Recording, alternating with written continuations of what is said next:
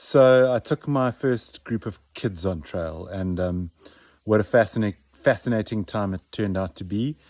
Growth not just for the children, 12 and 13 years old, so pretty young, as young as you can actually do it with kids from 12, but also for myself in the process of learning how to teach youngsters to be in a wild environment and to, I guess, take responsibility for certain elements of it themselves, their equipment, and then conducting themselves in the environment according to our protocols to keep us safe, etc.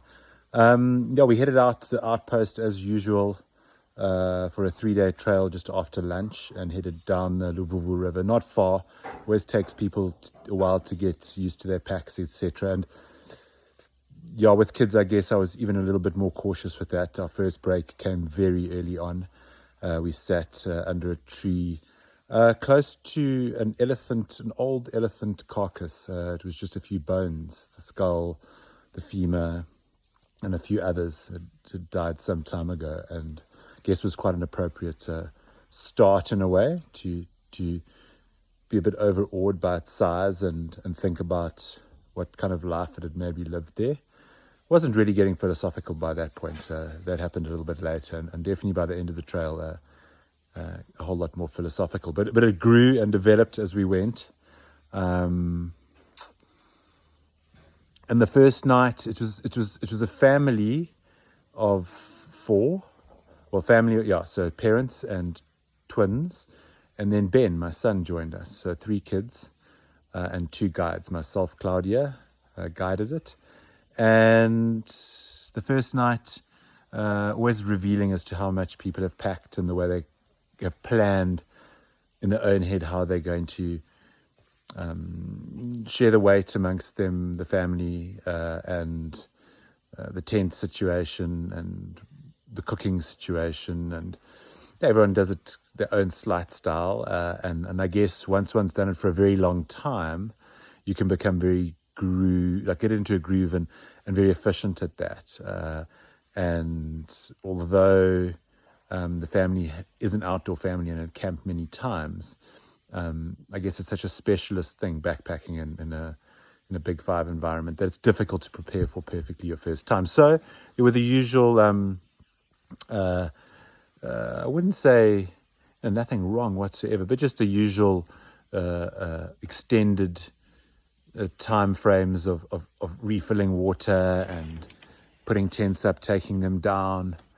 In fact, the family was up at about 5 in the dark, getting stuff packed, and I think they were only ready by about 8. So, a long time to get moving again. But they all walked really well and were all very strong once we got going. So that was definitely to our advantage.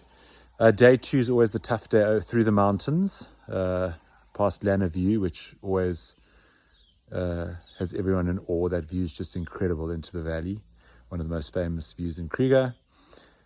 Steep descent back to the Luvuvu for lunch, and then the river walk, which we posted much on social media, where you walk literally in the river down to our second night at Mangala. By now everyone's settling in nicely, getting much more used to the rhythm of what we're doing.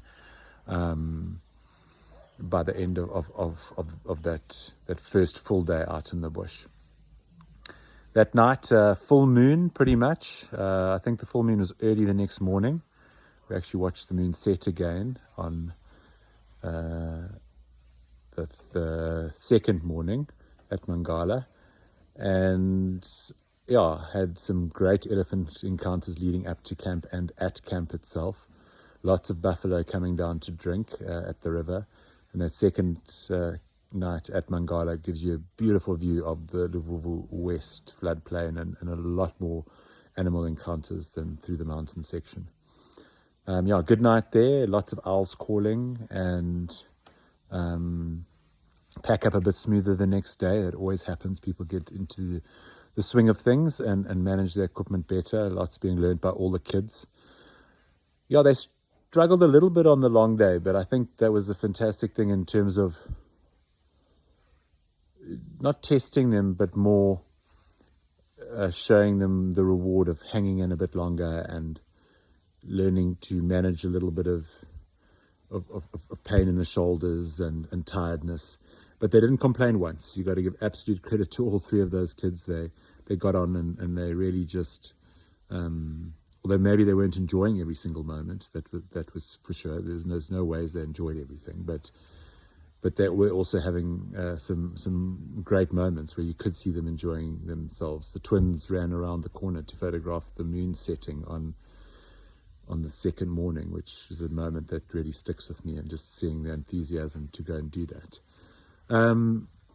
But yeah, I think you've got to give them their own space to make a few mistakes out there. Obviously, not in terms of safety, but in terms of the cooking, the fire making, the bag management, the water management, the sweet management. Everybody got a little bag of sweets at the outset. And of course, the kids finished theirs really quickly. But there's a lesson in itself in that, in terms of food management, water management, how you can conserve water, how little water you can bathe with. With 1.5 liters in a bottle in a spout, you can actually get yourself clean. Well, when you do it at home, it uses 10 times, 20 times that amount. So rather showing kids that than just telling them, I think was a very powerful lesson for them and for us as parents as to how to teach and progress our children without literally just telling them that's how it is. So there's a great example all the time because of the activity that you're doing, the hiking, the nature, the wild animals, the protocol, the being safe, the having to think about it pretty much all the time. It's got to be in your mind that you are in this environment and you can't just walk off. You've got to keep some of your emotions under control, because if you get very emotional at the wrong moment out there, it can be tricky. But yeah, that there was interesting observations around all of those things, both for me as a parent who had my son there, and watching on at the family who was from Swaziland, and what a fantastic family they were. Then on to the second full day, so 2 nights out there into day 3, walking the Luvuvu West floodplain up to Mashashiti Spring. Some good animal sightings of general plains game, lovely lunch spot under an inyala tree. Everyone had a little nap, even some of the kids, not all of them. I think they found that extended period challenging to remain, I can't say entertained, but not get bored. But again, such an important time to teach, or the lesson that comes out of that is to be quiet with yourself, because you've got no option really. You can't make a noise. You can't just, young kids sometimes do things to attract attention and silly things like that. But it's interesting to see that they simply don't respond like that. They kind of know that's off the table in a way. So that one of them napped, the others just found other small things to do and quiet things to do. Because being quiet out there and the silence is a big thing, which really came into Mashashiti Spring on the final night, where we camped without a fire up on the rock overlooking the spring, and full moon or just after full moon, and had some elephant come and drink, had some buffalo come and drink, and literally watched them in the full moonlight, which is an incredible experience. The last time the Springboks played, I was doing exactly that. It was full moon and we won the Rugby World Cup. This time I was back in the same place on a full moon. The Springboks were playing and they won. Didn't necessarily win the Rugby World Cup this time, but just a line of coincidences that I was in the same place. It was full moon for both those nights. I wonder how many people actually knew that. Anyway, diverting off there a little bit, because we all love rugby as South Africans, well, most of us, and just thought I would add that tidbit before wrapping up.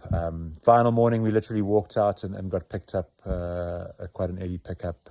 We only walked about 2 kilometers, so it wrapped quite early. But all in all, an incredible experience, and for the kids, for the family, for Ben, my son, for myself, and although it's challenging, it's not easy. I think there's another level of responsibility and weight on one's shoulders when you're guiding it. But Claudia backed me up out of her boots and really provided great support there.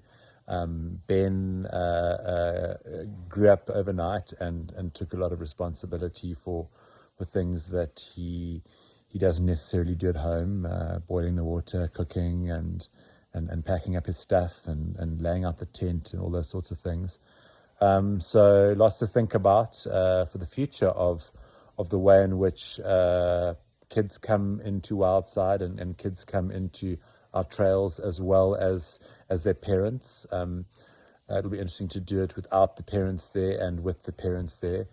And I think I've learned a little bit about maybe how I'd brief parents in as to how it's going to be and what to watch out for, and how to allow space for their kids to grow without being too determinant. I mean, I'm just looking at it from my perspective, and I'm sure in some ways that those looking at me and how I was interacting with my son would have comments, but that's what I see right now, and I'm excited to see where it goes. So we actually get quite a few questions around taking kids, and I think a lot of parents are very keen to bond with their kids in that kind of space and expose them to it, the hike, the journey, the hardships, life out in the wild, and how different it is from the digital world and the modern world. It's really taking things back to basics. So if you're thinking about it, definitely drop me an email, and we could jump on a call and have a chat about what it all entails. Look forward to hearing from you, and thanks for watching this video and finding out about our most recent trail in the Pafuri by Wildside. Bye.